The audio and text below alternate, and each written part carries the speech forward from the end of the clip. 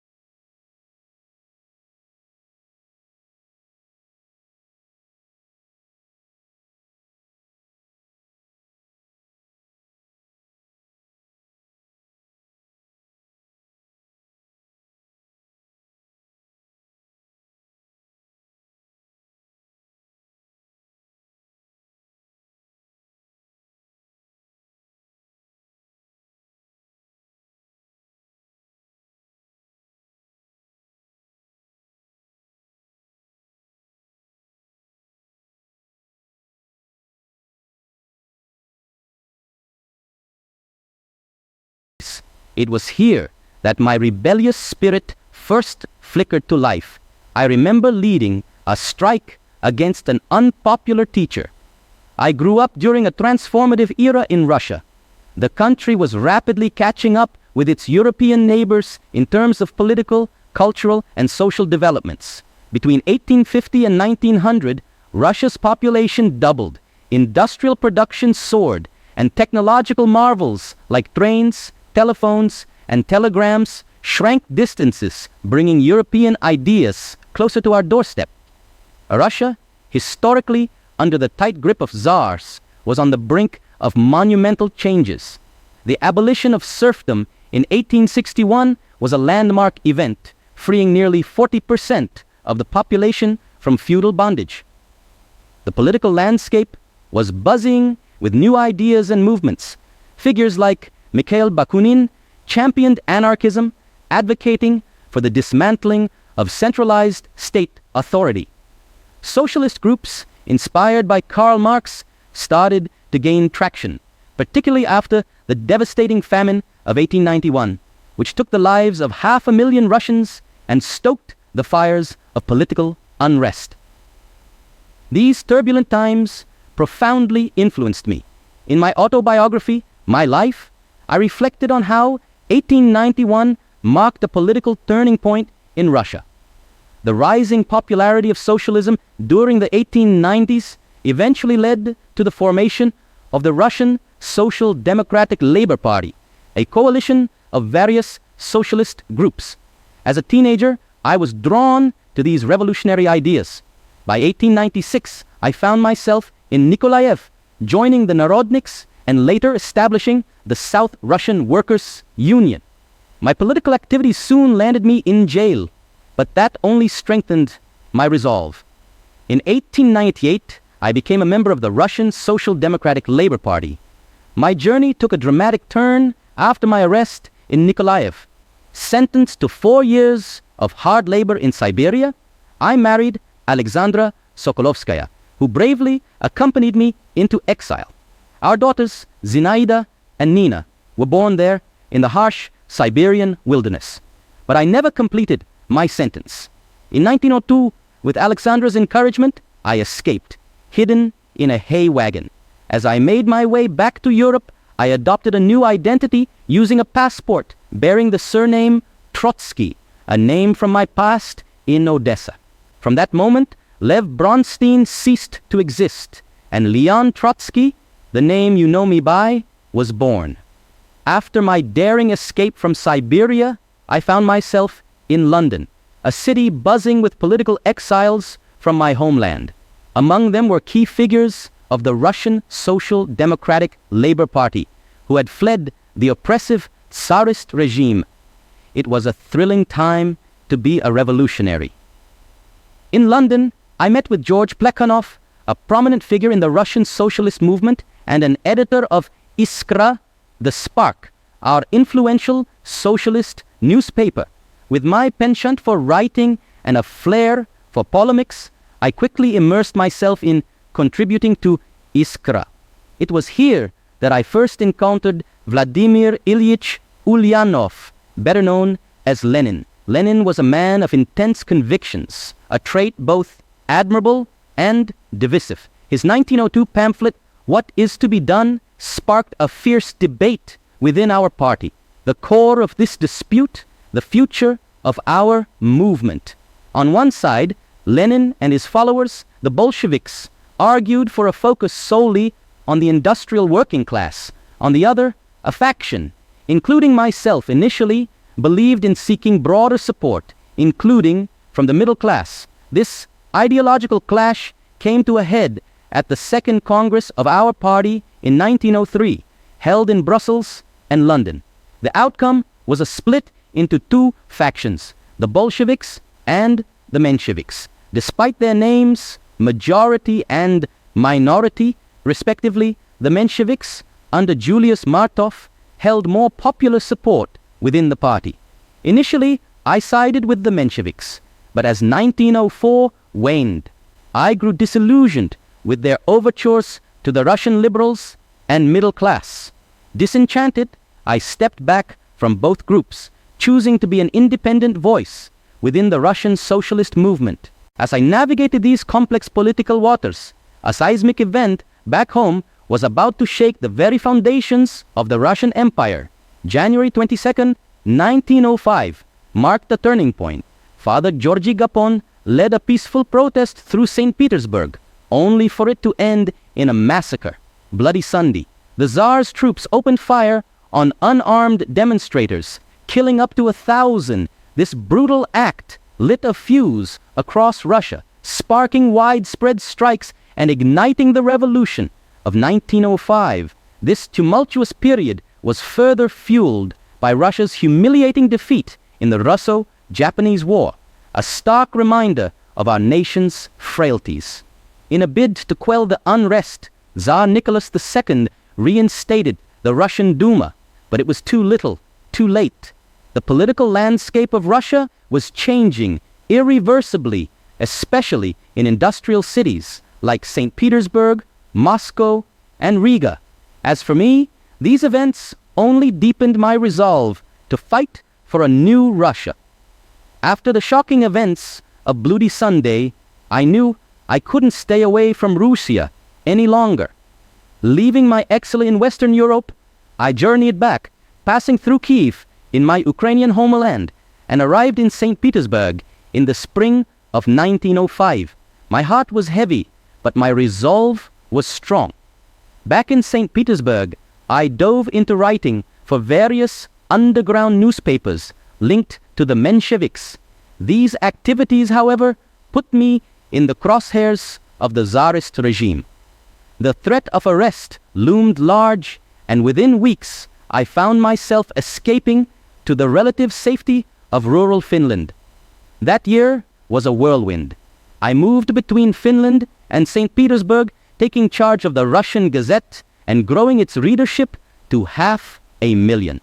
It was during this time that I played a pivotal role in establishing Soviets, or councils of workers representing the factory workers of the capital.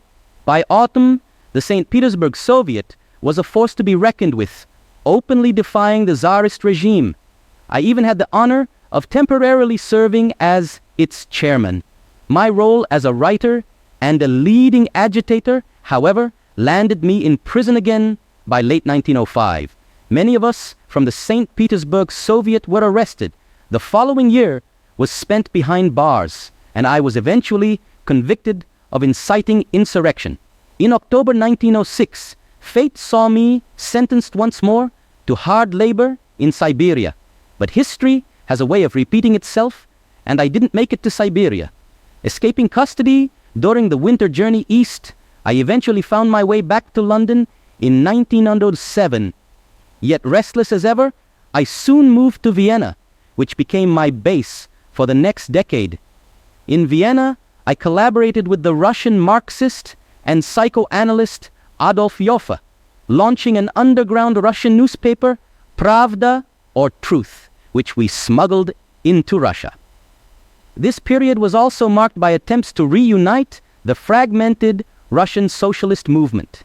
In 1912, Lenin held a conference in Prague, and I followed with a unification meeting in Vienna, though with limited success. My time in Vienna was not just about political maneuvering. I delved deeper into my theoretical understanding of Marxism. In 1908, I published Results and Prospects, an extension of my earlier thoughts formed in the aftermath of Bloody Sunday. This work outlined my theory of permanent revolution, a cornerstone of my contribution to Marxist thought. I argued that in Russia, unlike Marx's predictions, the bourgeoisie wouldn't spearhead the revolution. Instead, it would be the proletariat, the working class, who must carry the torch of revolution continuously until communism was achieved. This concept of permanent revolution profoundly impacted Marxist thought, extending beyond Russia's borders and throughout the 20th century. It laid the groundwork for what became known as Trotskyism, a subfield of Marxism emphasizing the need for continual revolution and proletarian agitation, even in more developed capitalist countries. While Trotskyism was still evolving, it marked a departure from Marx's vision of societal progression through distinct stages. Little did I know these ideas would shape the very fabric of revolutionary movements worldwide. In 1912, my time in Vienna was not just about political exile. I was deeply involved in covering the tumultuous events in the Balkans. The ethnic and class struggles unfolding there, particularly the Serbian army's ethnic cleansing against the Albanians, captivated my journalistic and revolutionary interests. But it was an incident in the summer of 1914 that escalated my journey in unforeseen ways. The assassination of Archduke Franz Ferdinand of the Austro-Hungarian Empire set off a chain of events leading to the outbreak of the First World War. As a Russian in Austria-Hungary, I was forced to flee to neutral Switzerland, where I found Lenin, also in exile, after a stint in an Austrian prison. In Switzerland, I joined forces with the Swiss Socialist Party and authored The War of the International. In this book, I voiced my strong opposition to the war, setting me apart from many other socialist parties across Europe who had various reasons for supporting the conflict. My anti-war stance, ever a thorn in the side of authorities, led to my arrest in France in 1916 and subsequent deportation to neutral Spain. From Spain, my journey took another unexpected turn as I was deported again, this time to the United States. By early 1917, I found myself in the Bronx, New York City. However, it was during my time in New York that momentous events were unfolding back in Russia. The Tsar's mismanagement of the World War had brought the nation to the brink. Nicholas II's personal command of the armies, compounded by rampant inflation and food shortages, had pushed the populace towards desperation. Lenin, from his exile, was calling for the war effort to be turned into a civil war against the Tsarist regime. Back in Russia, distrust towards the Tsar's government was exacerbated by suspicions around the German-born Tsarina Alexandra and the controversial influence of Grigory Rasputin, who was assassinated in December 1916. The public's faith in the imperial family was at an all-time low. By early 1917, Petrograd was a powder keg. The city's population had swelled, filled with disaffected workers. Strikes and protests erupted, especially at the Putilov mill, the city's largest employer. What began as a strike over pay issues soon snowballed into a full-blown revolution. The situation escalated rapidly. With the Tsar away at the front, he ordered the army to quell the uprising, but many soldiers either refused or deserted. The Duma set up a committee to establish order, while a council of industrial workers, was being formed. Nicholas II, on his return, faced immense pressure and ultimately abdicated on March 15, 1917, in favor of his brother Michael. However, Michael, understanding the untenable situation, declined the throne the next day, effectively ending the Russian Empire. A provisional government led by Prince Lvov took power, but it was clear that a struggle for control was brewing between this new government and the more populist, socialist-leaning Petrograd Soviet. As I watched these events unfold from afar, I knew that my place was back in Russia, in the midst of this revolutionary maelstrom. The moment I heard of the upheaval in Russia, I knew I had to return. Leaving New York on March 27, 1917, my journey back was far from smooth. In the Atlantic, I was detained for a month in Nova Scotia at a British internment camp. Even there, my commitment to the workers' struggle didn't wane. I organized mass meetings and workers' agitation. By the end of April, the British government released me, and I finally reached Russia in mid-May. Back in Petrograd, the political landscape had transformed. Lenin had returned from Western Europe in April, swiftly establishing the Bolsheviks as a leading force post-February Revolution. Despite my previous non-alignment, I found myself increasingly drawn to Lenin's vision of overthrowing the provisional government for a socialist regime. During this tumultuous time, Lenin had to flee to Finland following government crackdowns. However, a failed military coup in September, led by General Lava Kornilov, changed everything. Lenin returned in October, and the Bolshevik Central Committee decided to revolt, spurred by military defeats and the German army's advance into Russia. My role in the ensuing revolution was critical. I authored a resolution passed by the Petrograd Soviet on October 22nd, calling for a military revolutionary center to protect Petrograd from military and civil threats. This action set the stage for the historic night of November 7, 1917, known as the October Revolution due to Russia's Julian calendar. As chairman of the Revolutionary Military Committee, I played a pivotal role in winning the support of the capital's garrison for the Bolsheviks. In just 24 hours, we had seized control of key government buildings, and by November 9th, the Winter Palace, the government's heart, was under our control. This marked the beginning of the Soviet state. In the days that followed, our new Soviet regime moved swiftly to establish control. Moscow fell in line by November 15th. We nationalized private property, banks, and even the vast properties of the Russian Orthodox Church. Factories were handed over to workers' Soviets who received pay rises and an 8-hour workday. Following the revolution, I was at the zenith of my influence, second only to Lenin.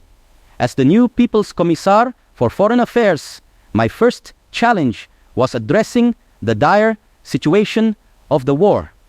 I exposed the Trepelentente's plans to redistribute lands in Europe, Africa, and the Middle East post-war. This revelation effectively dissolved the alliance and left Russia to face Germany alone. As the People's Commissar for Foreign Affairs, I faced the daunting task of negotiating peace with Germany to end Russia's involvement in the First World War. The negotiations, which began in December 1917, were challenging from the outset. The Germans demanded severe terms, including the annexation of vast areas of the Russian Empire, encompassing modern-day Poland, Ukraine, and the Baltic region. Back in Petrograd, our government vehemently opposed these terms. However, by early 1918, we faced growing internal dissent and the looming threat of a major civil war. With the Russian army in disarray, we had little choice but to agree to most of Germany's demands in the Treaty of Brest-Litovsk. Personally, I was against making territorial concessions to a capitalist regime. As a result, I abstained from voting on the decision to accept the German terms which I had helped negotiate. My hope had been that during the negotiations, the German proletariat would rise up and overthrow the Kaiser's government. Unfortunately, this hope proved to be in vain. The Treaty of Brest-Litovsk, signed on March 3, 1918, was a harsh blow to the young Soviet state. We ceded territories in Poland and the Baltic states of Lithuania, Estonia, and Latvia to Germany, along with regions in the Caucasus and near the Caspian Sea to the Ottoman Empire. Furthermore, we recognized the independence of Finland, Ukraine, and Georgia, effectively losing over 1 million square miles of territory and 55 million people, not to mention significant industrial resources. Lenin described the treaty as a deep humiliation, but it bought us crucial time to consolidate our position against domestic threats.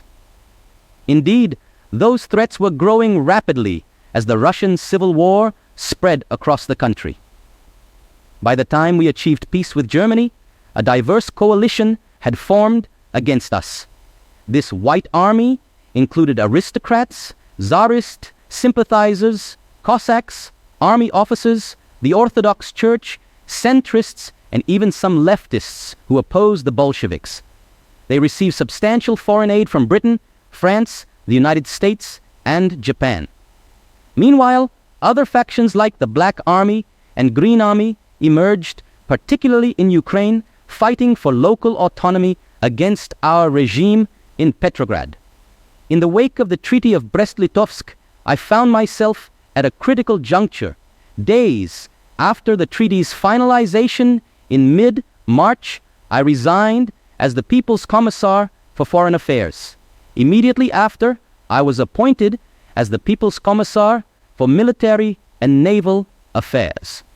In the midst of the Civil War, I was now at the helm of the Soviet war effort. The Red Army faced daunting challenges. It was undersized and lacked professionalism. My first task was to launch a massive recruitment drive. Within 6 months, our ranks swelled from 300,000 to 1 million troops, and eventually, as new fronts opened, particularly against Polish separatists in the Polish-Soviet War, our numbers reached 3 million. My methods as commissar were often ruthless.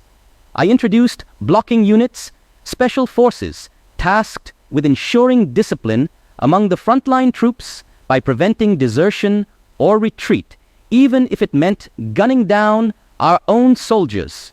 Reflecting on this years later in my autobiography, I acknowledged the grim necessity of such measures. An army cannot be built without reprisals. So long as men build armies and wage wars, the command will always need to enforce discipline, sometimes brutally. These blocking units remained a controversial aspect of the Red Army, resurfacing during the Second World War. But beyond this, my tenure as commissar also saw the endorsement of the Red Terror, a ruthless suppression of political dissent within the military and the utilization of labor camps to bolster the war effort. As a committed revolutionary and communist, I believed these harsh measures were justified in pursuit of a greater goal, the dismantling of the propertied classes and the birth of a new global socialist order. My approach during the Russian Revolution revealed a side of me that was fiercely pragmatic and at times savage, often clashing with my ideals for the rights of the proletariat. The methods I championed would shape the autocratic and violent character of the Soviet state in the years to come. In line with Marxist and socialist ideals, I firmly believed that the state should exert total control over the economy. My vision was for Russia to develop a command economy that would serve as a model for socialist states. However, despite my objections and those of other left-wing members of the Soviet leadership, the new economic policy, NEP, was adopted.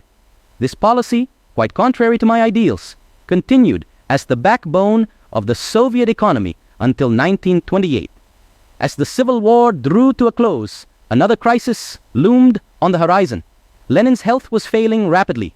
Between May 1922 and March 1923, he suffered 3 strokes, leading to partial paralysis and loss of speech.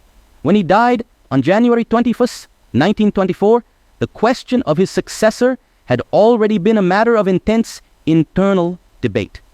Since the October Revolution, I had been perceived as the second in command, a natural successor to Lenin, especially given my leadership role in the Red Army.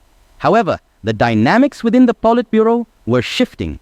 Despite my intellectual prowess, I wasn't the most adept politician. Stalin, on the other hand, was a master of political maneuvering. As Lenin's health worsened from 1921, Stalin had secured the influential position of General Secretary of the Central Committee. He used this role to build a formidable base of support within the government. By the time of Lenin's death in 1924, Stalin had already consolidated significant power, strategically placing his supporters in key positions and forming alliances within the Politburo. Lenin, aware of Stalin's ambitions, had expressed concerns. In 1923, just before his final stroke, he altered his will, warning the party about Stalin and indicating his preference for me as his successor. But by mid-1923, Stalin's grip on power was too strong. His influence extended deep into the party's structure, and his alliances in the Politburo remained steadfast. Lenin's death did not immediately alter the workings of the Soviet government. For months before his passing, he had been incapacitated, and the Politburo continued to govern collectively. But beneath this facade of collective leadership, a different reality was taking shape. The troika of Stalin, Kamenev, and Zinoviev was now effectively dictating the Politburo's decisions.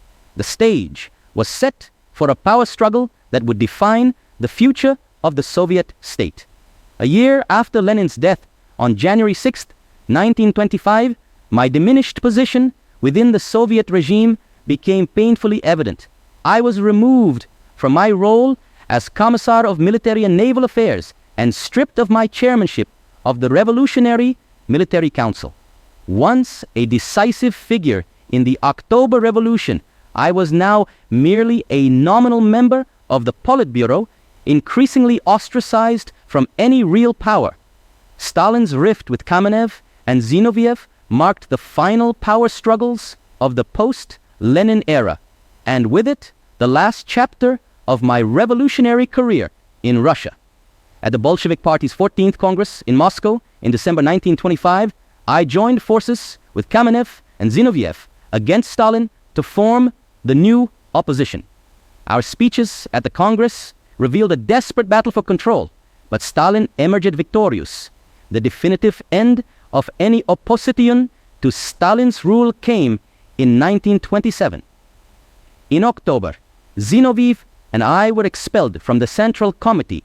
Attempts to organize a counter-celebrations for the 10th anniversary of the Bolshevik Revolution were quashed by the police, and soon after, we were expelled from the Communist Party. Kamenev and Zinoviev eventually capitulated to Stalin at the 15th Party Congress in December 1927.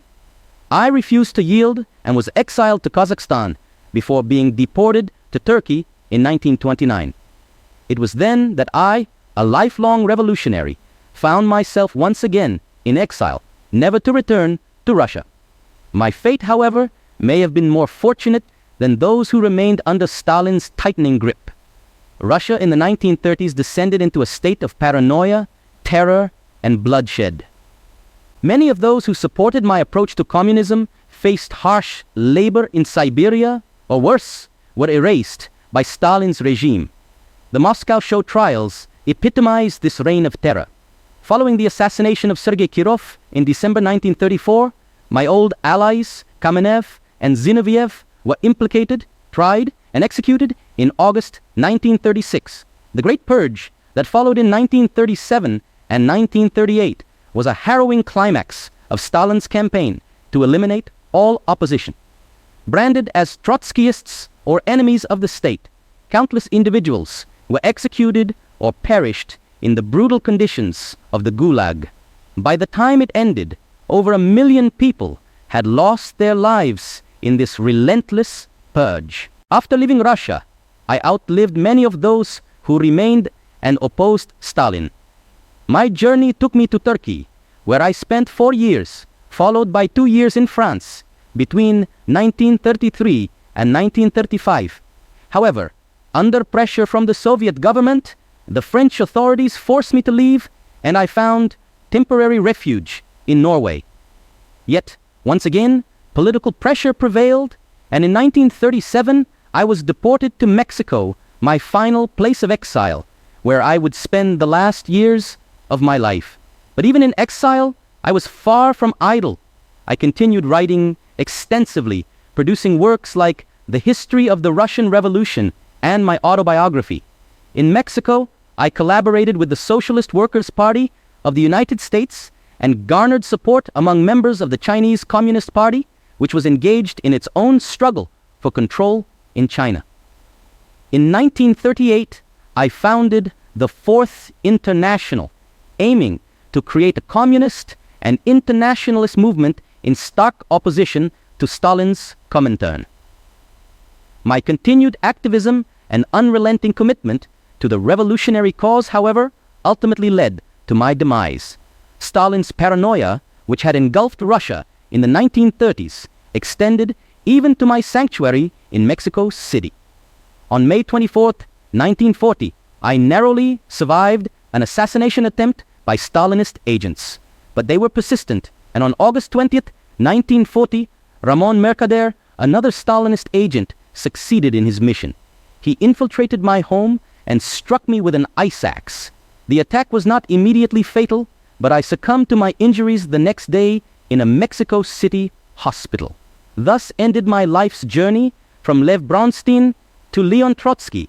My life was a testament to my commitment to socialism and communism, marked by exile, revolutionary struggle, and a relentless pursuit of my ideals. From the depths of Siberia to the halls of power in Russia, and from the intellectual circles of London and Vienna to the streets of New York and Mexico City, I devoted my life to the cause of the proletariat.